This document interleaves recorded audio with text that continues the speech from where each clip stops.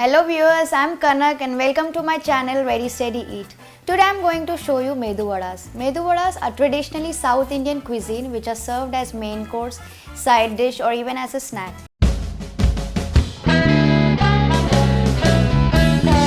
Here I washed and soaked my dal in about 3 cups of water for about 4 to 6 hours. Now drain the excess water from the dal and grind the dal to a smooth paste into the grinder, and also add in the peppercorns, curry leaves, ginger, green chillies and a very little water and blend into a mixture to form a smooth paste. Blend it for around 2 to 3 minutes until it is nicely churned. Once it is done, take out the dal in a wide bowl and now add the remaining ingredients to the dal batter like cilantro, asafetida, cumin seeds and salt. Now beat the batter for around 2 to 3 minutes with the help of a spoon. This will help in making the batter light and fluffy. Keeping the right consistency of the batter is very important. Now heat oil in a wok for frying. To check if the oil is ready, put 1 drop of batter into it. The batter should sizzle and come up but not change its color right away. If your oil is very hot, vadas will not cook through and it will not become very crispy. Now wet your palms with water and take a golf size batter and place over your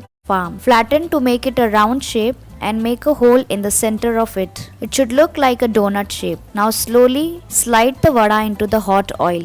Now similarly do it for the entire batter. Now fry the vadas from both the sides until they turn nice golden brown in color. Now once they are done, it will take around 2 to 3 minutes on either sides. Now remove them on a kitchen towel to drain the excess oil. My perfect Medu Vadas are ready. As you can see, they have cooked quite good and they are crispy outside and juicy and tender inside.